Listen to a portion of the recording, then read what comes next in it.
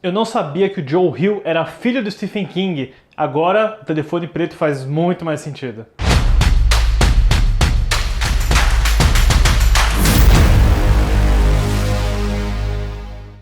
Olá, fãs da Sétima Arte. Meu nome é Lucas Nascimento e esse é o Lucas Filmes. E hoje eu tô aqui para falar sobre o Telefone Preto, novo filme produzido pela Blumhouse, dirigido pelo Scott Derrickson. Mas antes, vou pedir para você curtir esse vídeo, se inscrever no canal e ativar o sininho para não perder notificação dos próximos vídeos. Scott Derrickson é um diretor muito interessante de se analisar. Eu acho que ele vem de uma geração, junto com o James Wan, de nomes fortes do terror que começaram a despontar no final dos anos 90, início dos anos 2000, e ele tem um olhar bem interessante para o terror, especificamente O Exorcismo de Emily Rose e Livrai-nos do Mal são filmes que têm uma pegada mais religiosa, o olhar do cristão para eventos de terror, possessão demoníaca, até filmes um pouco mais de terror, puro terror, como é o caso do A Entidade, que fez muito sucesso e iniciou a parceria do Scott Derrickson com Ethan Hawke, e é claro, as investidas mais blockbusters, pipoconas do Derrickson, com o fraco remake do Dia que a Terra Parou com o Keanu Reeves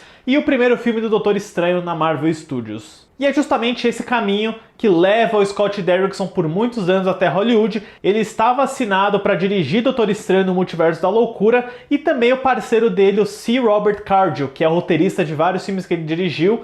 Os dois estavam desenvolvendo o Doutor Estranho 2, mas aí, como todos nós sabemos, as famosas diferenças criativas aconteceram. O Sam Raimi substituiu o Scott Derrickson e o Derrickson se voltou para um projeto que ele e o Cargill já estavam pensando em adaptar antes mesmo de Doutor Estranho 2, que é o Telefone Preto, baseado num conto do Joe Hill, filho aí do famoso autor Stephen King. O que eu achei muito interessante pesquisando sobre o Telefone Preto é que o Derrickson, depois que ele saiu do Doutor Estranho, ele passou por um longo período de terapia, ele começou a tratar de um trauma infantil que ele tinha há vários anos, e ele disse, em uma outra entrevista, que ele nem conseguiria dirigir um blockbuster grande como o Doutor Estranho até ele passar pela terapia e resolver esse trauma. E ele colocou muito disso no roteiro de Telefone Preto, que ele coescreveu com o Cargill. E a partir disso, desse conto de 20 páginas que se torna aí um filme de 1h40, eu devo dizer que o resultado é surpreendentemente bem positivo. A história do filme é ambientada no final da década de 70, quando uma vizinhança familiar em Denver começa a ser assombrada por um maníaco raptador de crianças conhecido como Sequestrador, personagem do Ethan Hawke. Quando o jovem Finn, vivido por Mason Thames, é levado pelo mascarado,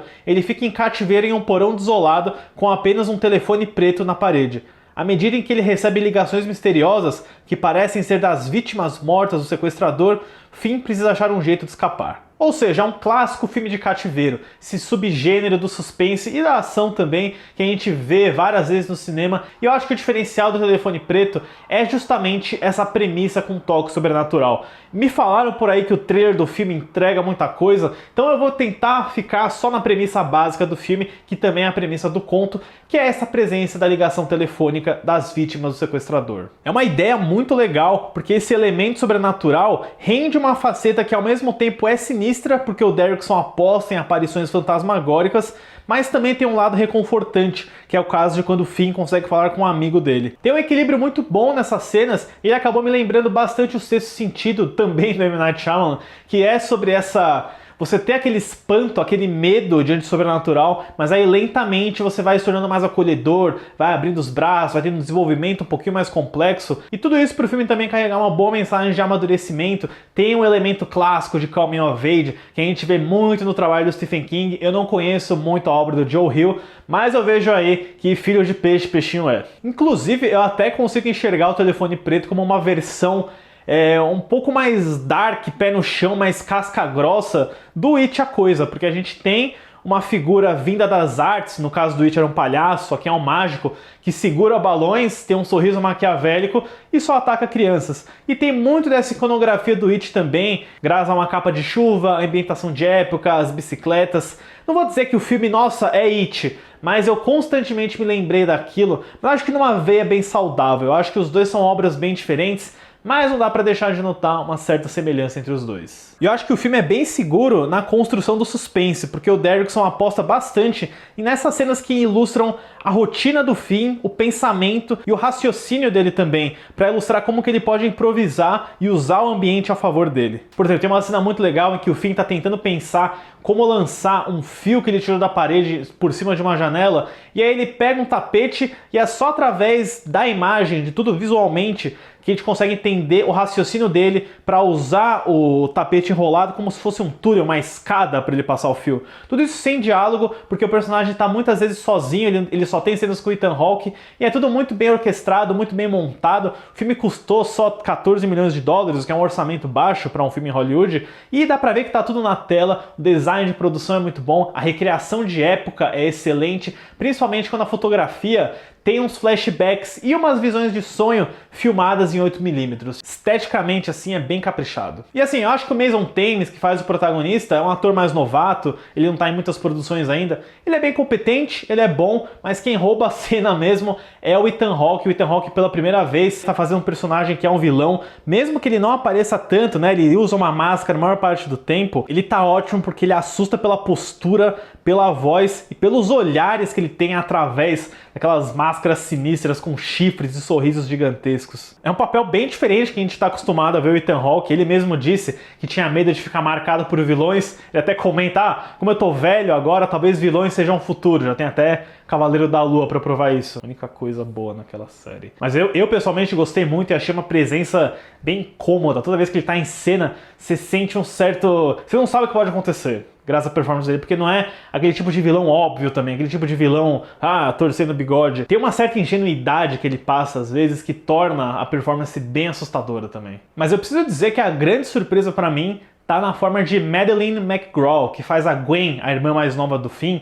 Que menina fantástica! Nossa, eu acho que ela consegue trazer o misto perfeito de emoção e humor nesse conceito meio sobrenatural. Tem uma subtrama que envolve especificamente o personagem dela, que no papel é muito bobo, eu achei bem mal apresentado, mas ela consegue vender muito bem, ela é muito carismática e eu gosto de como o roteiro do filme tá muito pautado na relação de irmão e irmã do Finn e da Gwen. Ela é muito boa, ela tem uma entrega de frase que envolve Jesus que é espetacular. Inclusive, essa personagem da Gwen é uma representação muito boa de como o Derrickson cria esse mundo dele. Ele falou numa entrevista que ele não queria criar aquela vizinhança Amblin do Spielberg, provavelmente se referindo ao ET, né? Mas sim trazer muitas coisas da própria adolescência dele. E eu até achei meio espantoso quando começou o filme, eu tive um insight.